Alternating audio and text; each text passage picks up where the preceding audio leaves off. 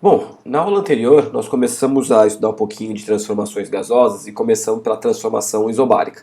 E a gente viu que o próprio nome vai dizer pra gente o que acontece, uma vez que o prefixo iso significa o mesmo, semelhante, igual, e baros significa pressão. Então a pressão era mantida a mesma, ou seja, ela não variava, certo?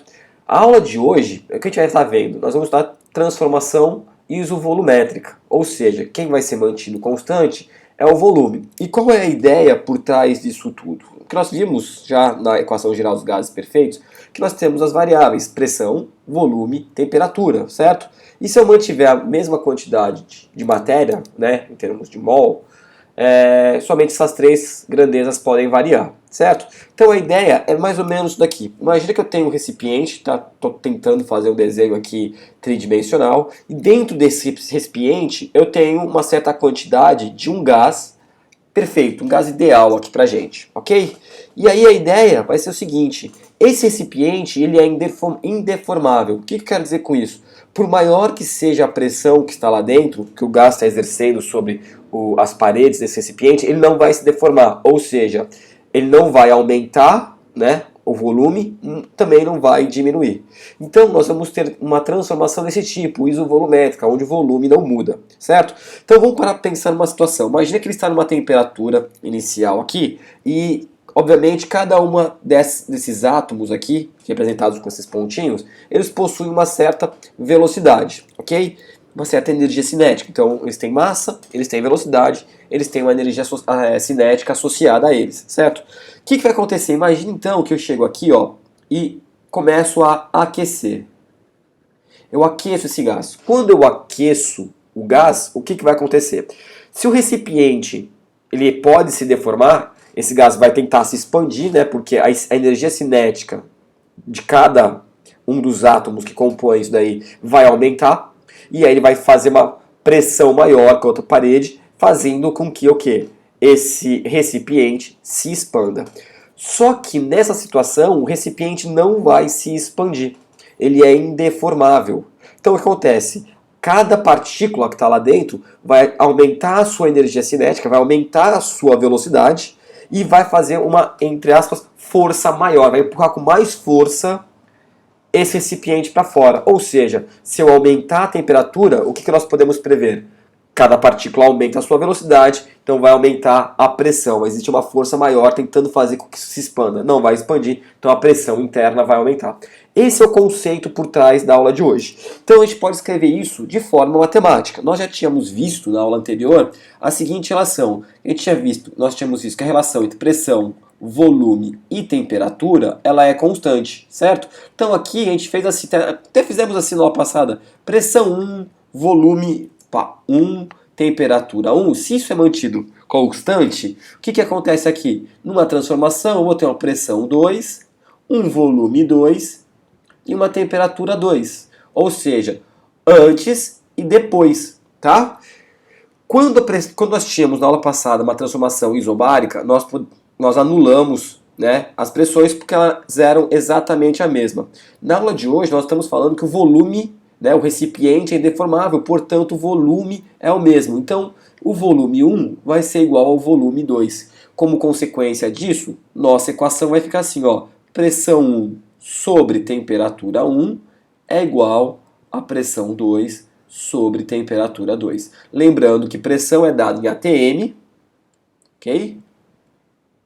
E a temperatura 2, temperatura 1 e 2, né, pressão 1 e 2, tem que ser dada em Kelvin. E para passar de graus Celsius para Kelvin, só lembrando, nós temos que o quê? Somar 273. Ok? Então essa é a equação com que nós vamos trabalhar. Falando novamente, igual eu falei na aula passada, nós não temos mais uma equação para pensar assim, eu tenho que decorar mais uma equação. Não, muito pelo contrário.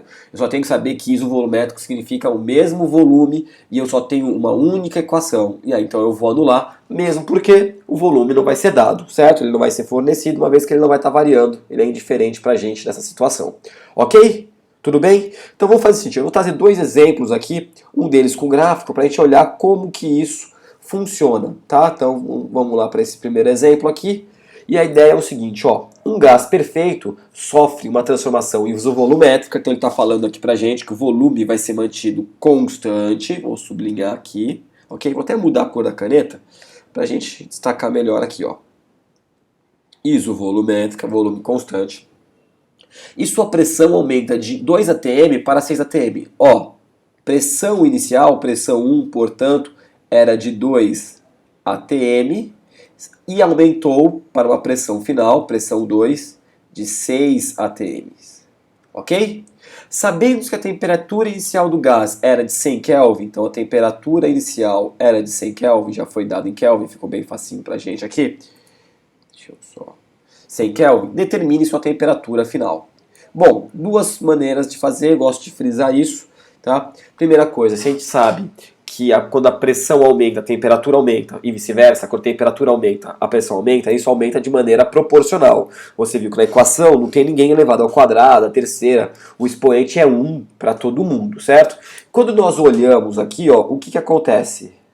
Nós temos que a pressão aumentou 3 vezes. Então uma forma de se resolver isso aqui de cabeça, por raciocínio lógico, que é uma coisa que a gente tem que trabalhar muito na gente, né? É o seguinte, se aumenta de maneira proporcional, uma vez que a pressão aumentou 3 vezes, a temperatura também vai ter que se elevar 3 vezes. Então o que a gente espera? Que a temperatura final aqui, T2, seja 3 vezes maior do que 100, portanto 300 Kelvin. Mas vamos mostrar essa conta para ver, para você se sentir mais seguro em usar um raciocínio lógico, ok? Então nós sabemos que pressão 1 sobre temperatura 1 é igual a pressão 2 sobre temperatura 2, ok?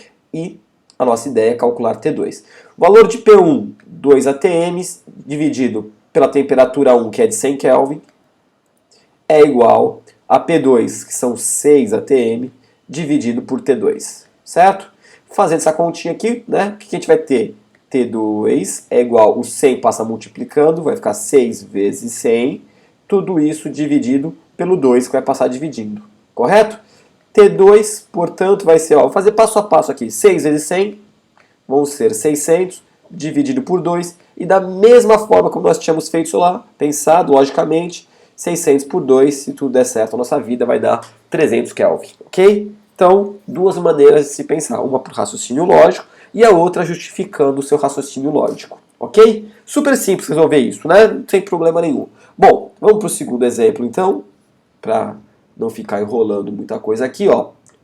Tenho duas coisinhas aqui, o enunciado e eu vou trazer o gráfico já, ó. Uma certa massa de um gás ideal está contida no interior de um recipiente indeformável. Então isso é importante para a gente. Quando ele fala que o recipiente é indeformável, a gente já está assumindo que isso aqui, então, é uma transformação, ó, isovolumétrica, ok? Porque ele não se deforma, então o volume nem aumenta, nem diminui. Perfeito? Bom, então, continuando. Durante um processo de aquecimento, a pressão varia de acordo com o gráfico abaixo. Determine a pressão final do gás. Então, o que nós temos aqui, ó? Nós temos inicialmente aqui, como que eu sei? Porque eu tenho uma setinha me indicando que está indo para cima. Então, inicialmente eu tenho a pressão de quê? 2 atm. Aqui, ó, no eixo Y, nós temos o quê? Pressão em atm. E no eixo X, nós temos a temperatura dada em Kelvin. Então, inicialmente eram 2 atm para uma temperatura de 300 Kelvin. Sofreu o quê? Um aquecimento, porque foi de 300 para 1200. E aí, então, vai ter uma pressão 2 aqui que a gente tem que calcular, ok? Que é exatamente a pergunta é ele. Determine, ó, pressão final do gás. Certo? Então, o que a gente tem? Pressão 1 sobre temperatura 1 é igual a pressão 2 dividido pela temperatura 2. Novamente, dá para fazer isso por raciocínio lógico? É óbvio que dá. A temperatura aumentou quantas vezes daqui para cá? Aumentou 4 vezes, não é isso? Portanto, a pressão vai ter que aumentar 4 vezes.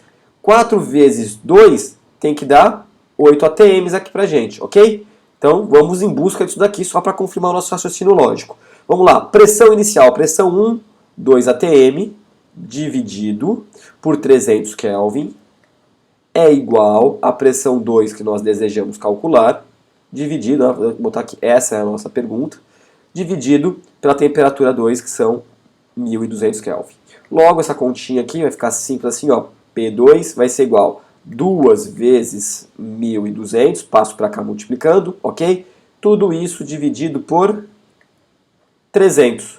Isso aqui vai dar pra gente, ó, 2 vezes 1.200, 2.400 dividido por 300. Vamos simplificar essa conta? 2 zeros aqui de cima, eu vou cortar com os 2 zeros aqui de baixo. 24 dividido por 3, 8, né? 8 vezes 3, 24. 8 ATN. Olha o tanto de conta que nós tivemos que fazer em detrimento de um raciocínio lógico. É importante a gente conseguir trabalhar com os dois. Por que é importante ter que saber trabalhar com os dois? Porque pelo raciocínio lógico você vai saber o que tem que dar, certo? E algo bem importante é que você sempre está trabalhando o seu cérebro, fazendo ele funcionar, né? Sempre. Por que é importante saber fazer assim? Porque muitas vezes você vai ter que justificar e nem todo mundo consegue entender o seu raciocínio lógico. E numa avaliação que a gente sempre acaba passando, seja concurso público, seja vestibular, seja avaliação escolar, ele sempre está sobre avaliação. Então a gente tem que demonstrar isso e dominar a linguagem matemática é importante nessa situação, tá? Então às vezes a gente tem um bom raciocínio lógico, não consegue passar esse papel, a gente precisa passar papel, a gente precisa aprender a fazer isso, tá? Mas mais importante que isso é ter o raciocínio lógico, ok? Certo? A aula de hoje é isso, bem simples, bem tranquilo, não doeu nada. E eu queria lembrar você, se você está assistindo essa aula no YouTube, saiba que todas as aulas que estão aqui no nosso canal estão na nossa plataforma. Está aqui, ó, cientiatvbr.futurecom.com.br. Tem o menuzinho, ó, bonitinho, onde todas as aulas estão organizadas por temas aqui, ó. Um monte de tema para você escolher o que você quer estudar. Se você gostou, quer ajudar, clica aqui, ó, patrocine essa ideia, tá? E para ficar ligado sempre quando a gente lança uma aula nova, coloca um artigo sobre ciência, tecnologia e educação, temos uma página também no Facebook, curte lá, facebook.com/cientiatv. Legal? É isso, vou ficando por aí. Aqui na próxima aula nós vamos falar sobre transformação isotérmica. O nome já diz pra gente, a temperatura vai ser mantida constante. Então, te vejo até lá. Fui!